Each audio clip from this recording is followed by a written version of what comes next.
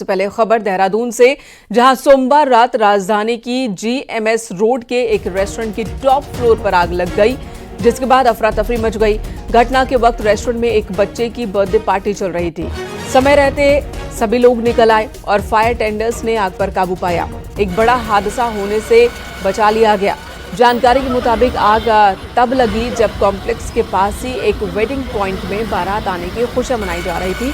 आतिशबाजी चल रही थी। आशंका जताई जा रही कि रॉकेट या कुछ पटाखा की वजह से कॉम्प्लेक्स की चौथी फ्लोर में स्थित रेस्टोरेंट के लाउंज में आग लगी।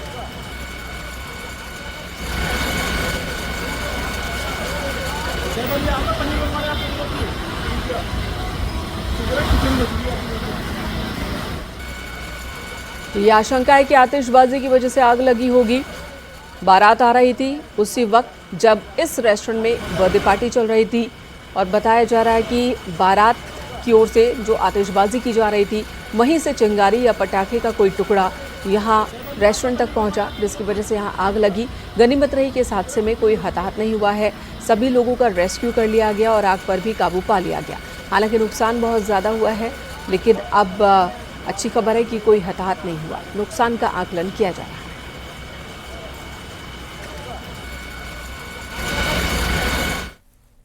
रुद्रपुर में मुख्यमंत्री पुष्कर सिंह धामी का अवैध मज़ारों पर एक्शन जारी है। उधम सिंह नगर जिला मुख्यालय रुद्रपुर के व्यस्ततम इंदिरा चौक पर सालों से खड़ी अवैध मज़ार आखिरकार ध्वस्त कर दी गई। ये मज़ार नेशनल हाईवे के एक हिस्से का रास्ता ब्लॉक कर रही थी। सोमवार देर रात नेशनल हाईवे अथॉरिटी और उधम सिंह नगर जिला प्रशासन की ज्वाइंट कार्रवाई में इसे हटा दिया गया। उम्मीद की जा रही है कि अब हाईवे पर ट्रैफिक सुचारू रूप से चल सकेगा। जो बाधा आ रही थी इस अवैध मज़ार की वजह से, वो बाधा उत्पन्न नहीं होगी।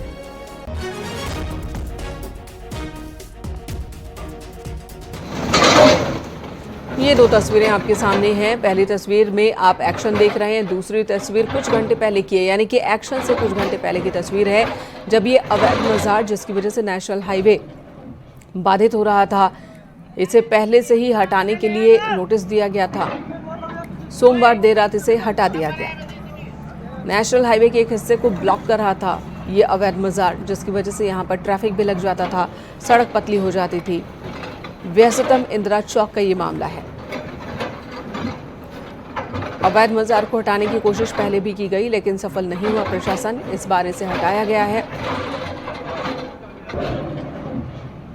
कानून भी यही कहता है कि अगर नेशनल हाईवे या राष्ट्रीय किसी काम में बाधा बनती हैं, जो इमारतें अगर वो अवैध हैं, तो उन्हें तुरंत हटा दिया जा सकता है।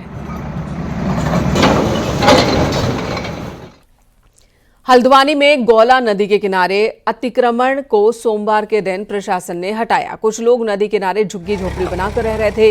प्रशासन ने इन्हें हटाने के लिए 1 हफ्ते का वक्त दिया था और ऐसे में जिन लोगों ने 1 हफ्ते के भीतर अपना सामान यहां से नहीं हटाया, उन्हें सोमवार को जबरदस्ती हटाया गया।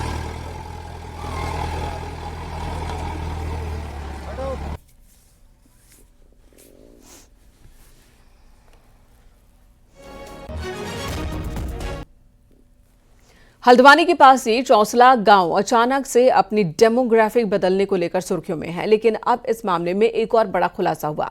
चौसला गांव डेमोग्राफिक को बदलने के लिए न सिर्फ दूसरे राज्यों से धर्म विशेष के लोग यहां आ रहे हैं, बल्कि यहां चोरी छिपे मस्जिदें और मदरसे तक बनाई जा रही हैं। इसी पर यह रिपोर्ट दिखाते हैं।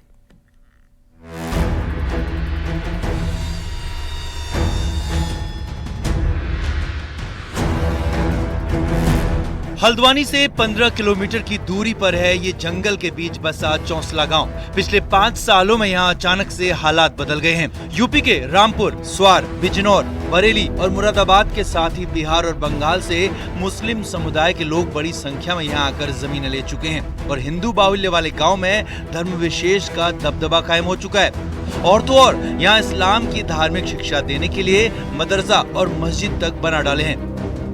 देखिए, वहाँ सर्वप्रथम तो मैं एक बात कहता हूँ, वहाँ पे एक मस्जिद है जो देवबंद मस्जिद के नाम से है और उस मस्जिद में मदरसा भी संचालित होता है और उसमें सरकारी भूमि का भी कुछ हिस्सा उसमें पाया गया था, ये अधिकारियों को भी पता है।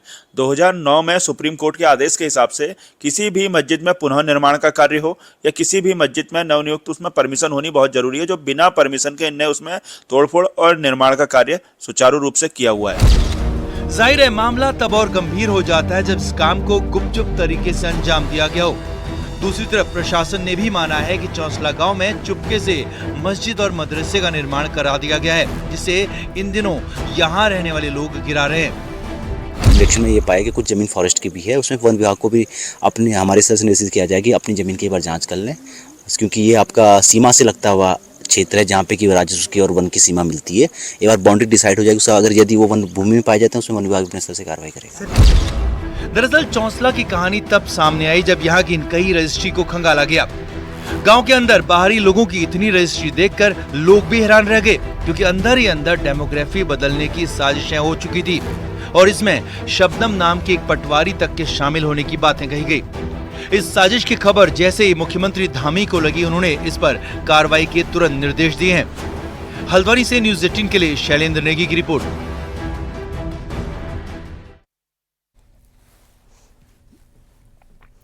बद्रीनाथ धाम के कपाट 4 मई को श्रद्धालुओं के लिए खोल दिए जाएंगे, जिसकी तैयारी जोरों पर जारी है और बद्री केदार मंदिर समिति बद्रीनाथ धाम में रंग रोगन का काम अंतिम चरणों में चल रहा है। मंदिर परिसर के साथ साथ सिंह द्वार भी रंगा जा रहा है और इसे भी सजाया जा रहा है।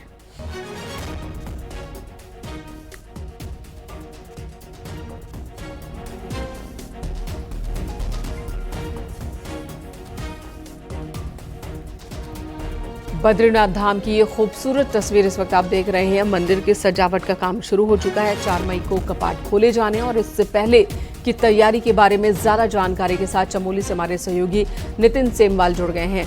नितिन, तैयारी दिख रही है, तैयारी चल रही है। 4 तारीख को धाम के कपाट खुलने हैं, उससे पहले किस तरह की सजावट होगी पूरे धाम की? जी, अगर बात की जाए तो 6 अप्रैल को बद्रीनाथ केदारनाथ मंदिर समिति की जो एडवांस टीम थी वो बद्रीनाथ धाम पहुंच चुकी थी और तब से अभी तक बद्रीनाथ धाम में जो भगवान बद्री विशाल का भव्य मंदिर है, जो सिंह द्वार है, उस इलाके में रंग रोगन का कार्य किया जा रहा है, जो लगभग अब पूरा ही होने वाला है। इसके अलावा बद्रीनाथ धाम में जो मंदिर परिसर के आसपास जो यात्रियों की लाइन लगती है, उसमें किस तरीके की सुरक्षा व्यवस्था होगी, किस तरीके के इंतजाम नए तरीके से वहाँ पे किए जाएंगे, इसका भी पूरा प्लान तैयार बद्रीनाथ केदारनाथ मंदिर समिति के द्वारा किया जा चुका है। इसके अलावा अब जब भगवान बद्री विशाल के कपाट ठीक 4 मई को 6 बजे सुबह खुलेंगे, तो उससे पहले लगभग 10 से 15 कुंतल रंग बिरंगे फूलों से भगवान बद्री विशाल का भव्य मंदिर सजाया जाएगा। तो लगभग अब तैयारियां पूरी हो चुकी हैं और 30 अप्रैल तक जो डेडलाइन रखी गई थी बद्रीनाथ धाम में सभी व्यवस्थाएं ठीक करने के, तो लग रहा है कि 30 अप्रैल तक सभी व्यवस्थाएं ठीक हो जाएंगी, चाहे वो बिजली है, पानी है, सड़क है, स्वास्थ्य है, इसको लेकर सारे इंतजाम किए जाएंगे। और अब सभी श्रद्धालुओं को इंतजार है भगवान बद्री विशाल के कपाट खुलने का, लेकिन उससे पहले जो तैयारियां हैं वो लगभग धरातल पर। खूबसूरती के मामले में एक और जो खासियत है इस धाम की, वो है चटक रंगों का इस्तेमाल। लाल, नीला, पीला, बिल्कुल चटक रंगों का इस्तेमाल मंदिर पर भी होता है और मंदिर के सामने जो पूरा वो गलियारा है जहाँ पर दुकानें हैं, वहाँ पर भी बहुत खूबसूरत रंग दिखते हैं। इससे क्या खासियत है इन रंगों की? क्या ये पेंट का इस्तेमाल होता है, हर साल इस्तेमाल होता है या कुछ वक्त पर? जी, ये अगर रंगों की बात की जाए तो ये पूरे यहाँ पे पेंट का ही इस्तेमाल यहाँ पे किया जाता है और हर वर्ष ही बद्रीनाथ धाम के मंदिर में इसका प्रयोग होता है। कारण ये भी है कि बद्रीनाथ धाम में बर्फ़बारी होती है, बारिश होती है, तो कलर थोड़ा सा फीका हो जाता है, लेकिन हर साल बद्रीनाथ केदारनाथ मंदिर समिति के द्वारा इसको पूरा चमकाया जाता है, बड़ा सुंदर इस मंदिर को बनाया जाता है, क्योंकि आस्था का सबसे बड़ा केंद्र है भगवान विष्णु का ये मंदिर। तो यहाँ पे जो देश दुनिया से श्रद्धालु आते हैं वो मंदिर को देखकर ही खुश हो जाते हैं, इसलिए हर वर्ष बद्रीनाथ केदारनाथ मंदिर समिति इस मंदिर को सजाती है और उसी के क्रम में इस वर्ष भी इस मंदिर को सजाया जा रहा है। जी बिल्कुल नितिन, तो बर्फीली वादियों के बीच खूबसूरत चटक रंगों के साथ ये मंदिर तैयार है एक बार फिर श्रद्धालुओं के लिए, श्रद्धालुओं के आगमन के लिए। धन्यवाद आपका इस वक्त पूरी जानकारी देने के लिए। कपाट खुलने में ज्यादा दिन बचा नहीं है, 4 मई को कपाट खुल जाएंगे और यहाँ पर श्रद्धालुओं की भीड़ अगले 6 महीने तक नजर आएगी। कार्य लगातार चल रहे हैं और मुझे लगता है कि यात्रा सीजन से पूरी ये सारे कार्य पूरे कर लिए जाएंगे और कोई भी दिक्कत किसी श्रद्धालु को नहीं होने की। और मंदिर समिति बीकेटीसी लगातार प्रयासरत है माननीय मुख्यमंत्री और हमारे उच्च अधिकारियों के दिशा निर्देशन में, और मुझे लगता है सारे काम बहुत जल्दी से अच्छी तरह से संपन्न हो जाएंगे और कपाट खुलने से पूरी हम ये सारे काम करा लेंगे। हमारी टीम वहाँ पर लगातार कार्य कर रही है। यमुनोत्री धाम में बाढ़ सुरक्षा कार्य करवाने के लिए प्रशासन की तरफ से प्रशासन को एक बहुत बड़ी चुनौती है। पिछले साल यमुनोत्री धाम में बाढ़ सुरक्षा कार्य के लिए जिला प्रशासन ने वायुसेना की मदद मांगी। सोमवार को वायुसेना के चीता हेलीकॉप्टर से हेलीपैड की रेकी और हेलीकॉप्टर से ट्रायल लैंडिंग की गई। यमुनोत्री धाम में बाढ़ सुरक्षात्मक कार्यों को तेजी से पूरा करने के लिए आवश्यक मशीनों को वायुसेना के सहयोग से एयरलिफ्ट किया जाएगा। आपको बता दें, धाम में 2024 में भारी अतिवृष्टि हुई थी, जिसकी वजह से जानकी चट्टी को नुकसान पहुंचा था। इस बार भी बरसात का ये खतरा बना हुआ है। इस पूरे क्षेत्र में 19 करोड़ की लागत से बाढ़ सुरक्षा कार्य किए जाने हैं, जिसके लिए आज चिनूक हेलीकॉप्टर की ट्रायल लैंडिंग के बाद मशीनों को एयरलिफ्ट किए जाने की तैयारी है। हालांकि कपाट खुलने में कुछ दिन का वक्त है। शासन से बजट देर में स्वीकृत होने की वजह से ही कार्य अब शुरू हो पाए हैं। बरसात को देखते हुए मशीनें पहुंचाना प्रशासन के लिए बड़ी चुनौती है।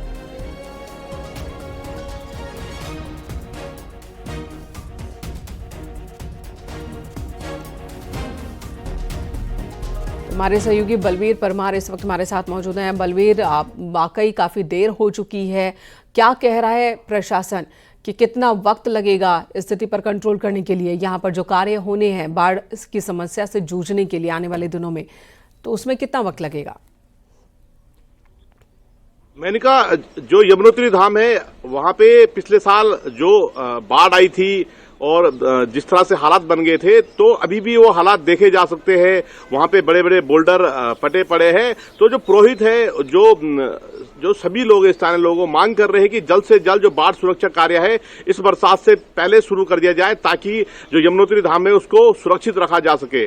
और इस समय जाहिर सी बात है बलवीर, एक बार जब यात्रा शुरू हो जाएगी, श्रद्धालु आने लगेंगे, तब इस काम में काफी दिक्कत होगी। तो यात्रा शुरू होने से पहले काम को पूरा भी करना होगा। कितना बड़ा इलाका है जहां पर बाढ़ से सुरक्षित एक तंत्र विकसित किया जाना है?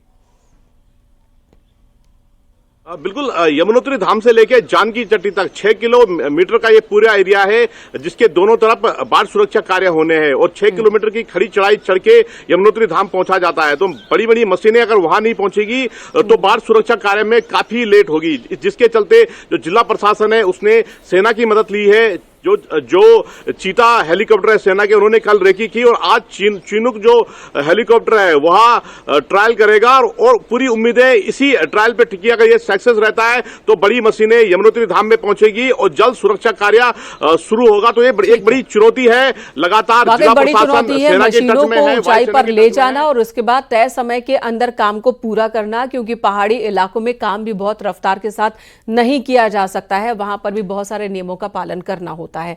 धन्यवाद आपका बलवीर, इस वक्त पूरी जानकारी देने के लिए। और अगली बड़ी खबर, 5 साल के इंतजार के बाद इस बार कैलाश मानसरोवर यात्रा शुरू होने जा रही है। लंबे इंतजार के बाद इसका ऐलान हो गया। इस साल यात्रा में सिर्फ 5 दल ही शामिल किए जाएंगे। 250 लोग ही यात्रा पर जा सकते हैं कुल। विदेश मंत्रालय और उत्तराखंड सरकार इस यात्रा को आयोजित करती है। यात्रियों का पहला दल 10 जुलाई को चीन में प्रवेश करेगा। इस बार एक दल में 50 यात्री होंगे। कुल 5 दल जा सकेंगे, यानी कि एक दल को यात्रा पूरा करने में कितना वक्त दिया जा रहा है? 22 दिन का वक्त लगता है। लिपू लेक बॉर्डर तक रोड बनने के बाद पहली बार मानसरोवर यात्रा शुरू हो रही है। उत्तराखंड के सीएम पुष्कर सिंह धामी का कहना है कि यात्रा को पूरी तैयारियों के साथ किया जाएगा। यात्रा के लिए जो तैयारियां हैं वो की जा रही हैं। उत्तराखंड सरकार बहुत ही उत्साहित है, ये कहना है सीएम पुष्कर सिंह धामी का। एक दल में 50 श्रद्धालु होंगे, कुल 5 दल जाएंगे, यानी कि 250 श्रद्धालु इस बार मानसरोवर की यात्रा पर जा सकेंगे।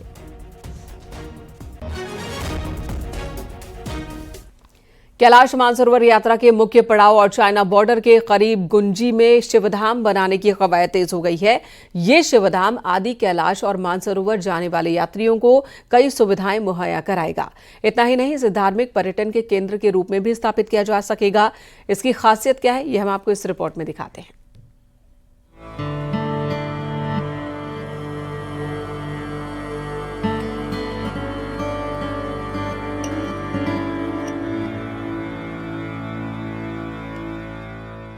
11,000 फीट की ऊंचाई पर बसा गुंजी आदि कैलाश और कैलाश मानसरोवर यात्रा जाने वाले यात्रियों का बेस कैंप है। यहीं से लिपुलेख और जोलिंगकोंग के लिए भी रास्ता निकलता है।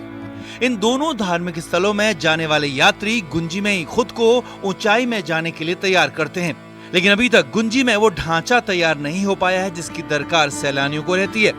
ऐसे में अब यहाँ शिवधाम बनाने की कवायद तेज हो गई है।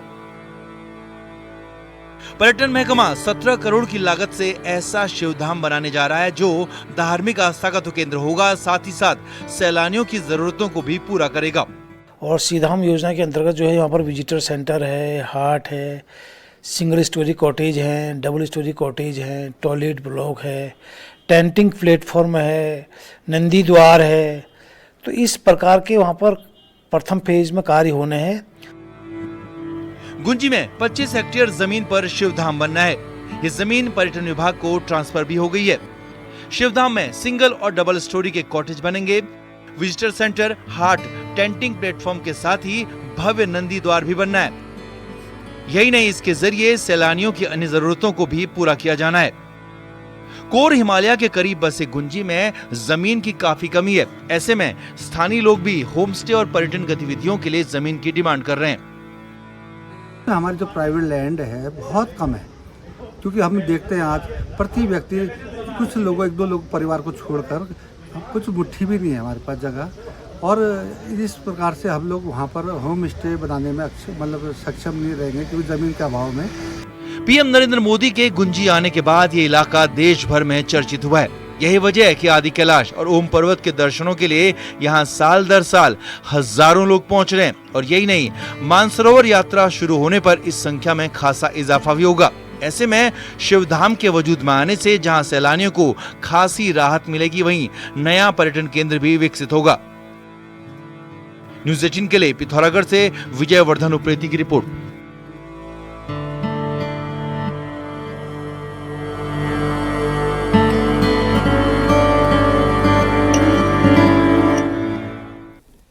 देहरादून सीएम आवास में सीएम धामी ने राज्य भर में आए होम स्टे संचालकों से संवाद किया।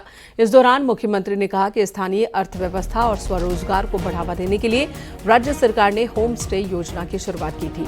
आज राज्य के दूर दराज गांव में होम स्टे योजना अपनी एक अलग पहचान बना रही है। राज्य के 5,000 से ज्यादा परिवारों ने इस योजना से जुड़कर अपने घरों के द्वार पर्यटकों के लिए खोले हैं। सीएम ने कहा कि होम स्टे चलाने वाले सभी लोग राज्य के ब्रांड एम्बेसडर हैं। इस मौके पर होम स्टे संचालकों से सुझाव भी लिए गए।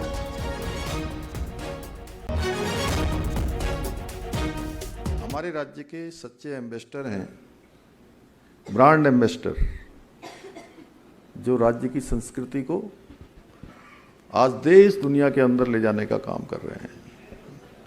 धीरे धीरे विदेशी मेहमान भी हमारे जो है इन होम स्टे की तरफ को आएंगे और वो भी दुनिया के अंदर जाकर हमारे ब्रांड एम्बेसडर बनेंगे। इसलिए आप सबको मैं ब्रांड एम्बेसडर कह रहा हूँ, तो इसमें कोई अतिशयोक्ति नहीं है।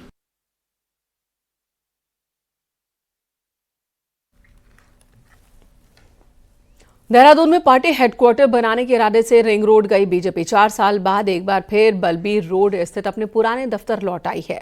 अब इसी पुराने ऑफिस को तोड़कर नया और आधुनिक हेडक्वार्टर तैयार किया जाएगा। इसके लिए पार्टी ने आसपास की जमीनें खरीदनी शुरू कर दी है।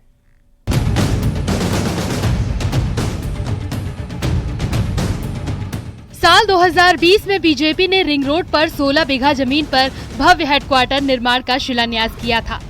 टारगेट था कि 2022 के विधानसभा चुनाव से पहले ये मल्टी स्टोरी हेडक्वार्टर बनकर तैयार हो जाए, लेकिन जमीन को लेकर विवाद खड़ा हो गया। कोर्ट के आदेश के बाद उस जमीन को चाय बागान घोषित कर दिया गया, जिससे मामला उलझ गया। अब 4 साल बाद बीजेपी को एक बार फिर बलबीर रोड पर स्थित अपने पुराने ऑफिस में लौटना पड़ा है। अब इसी जगह पर नया हाईटेक हेडक्वार्टर बनाया जाएगा। इसके लिए पार्टी ने ऑफिस से सटे करोड़ों रुपए के 2 प्लॉट भी खरीद लिए हैं और पार्टी जल्द ही यहाँ निर्माण कार्य शुरू करने जा रही है। हम लोग इसी कार्यालय को ठीक करके इसी में अपना हेडक्वार्टर चलाने की व्यवस्था कर रहे हैं। कुछ समय लंबा हो गया, लेकिन मैं समझता हूँ कि अगले 3-4 महीनों में हम कार्य यहाँ पर शुरू कर देंगे। देहरादून में बलबीर रोड पर एक आवासीय इलाका है। इसी कारण पहले पार्टी यहाँ नया ऑफिस बनाने से बच रही थी, लेकिन अब यहीं पर मल्टी स्टोरी बिल्डिंग बनाई जाएगी। स्थानीय निवासियों को दिक्कत न हो, इसके लिए अंडरग्राउंड पार्किंग का भी प्रावधान किया गया है। सब चीजों की अवस्थापनाओं की आवश्यकता लगातार और लगातार बढ़ती रहती है और वो कमी लगातार महसूस भी होती है। इस कारण से इसी वर्तमान कार्यालय का विस्तार करते हुए यहाँ पर आगे की योजना बनाई जा रही है। मुझे लगता है कि इससे हमारे काम में और गति आएगी। बीजेपी एक बार फिर तैयार है अपने नए गढ़ की नींव रखने के लिए। जगह वही होगी जहां से पहले शुरुआत हुई थी। देहरादून से न्यूज़ 18 के लिए सुनील नवप्रभात की रिपोर्ट।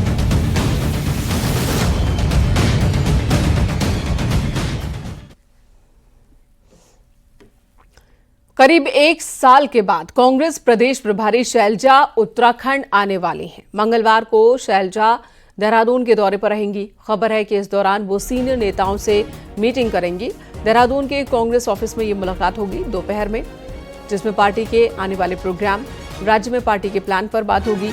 कांग्रेस प्रभारी शैलजा पिछले साल लोकसभा चुनाव में हरिद्वार सीट पर प्रचार के लिए आई थी। उसके बाद केदारनाथ उपचुनाव, निकाय चुनाव में नहीं।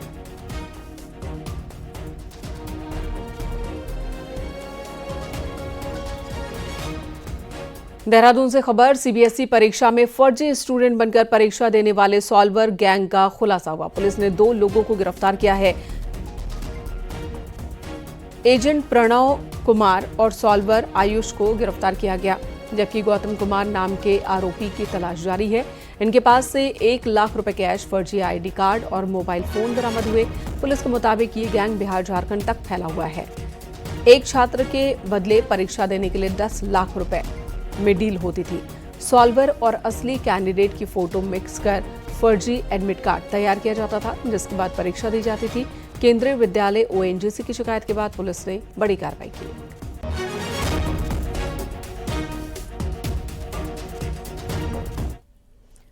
देहरादून के प्रेमनगर में 16 अप्रैल की रात गोली लगने से हुई छात्र की मौत के मामले में बड़ा खुलासा हुआ। पुलिस के मुताबिक मृतक छात्र शशि शेखर ने आत्महत्या नहीं की थी, बल्कि अपने रूममेट शशि रंजन के साथ एक अवैध पिस्टल से ट्रिगर खेल रहे थे।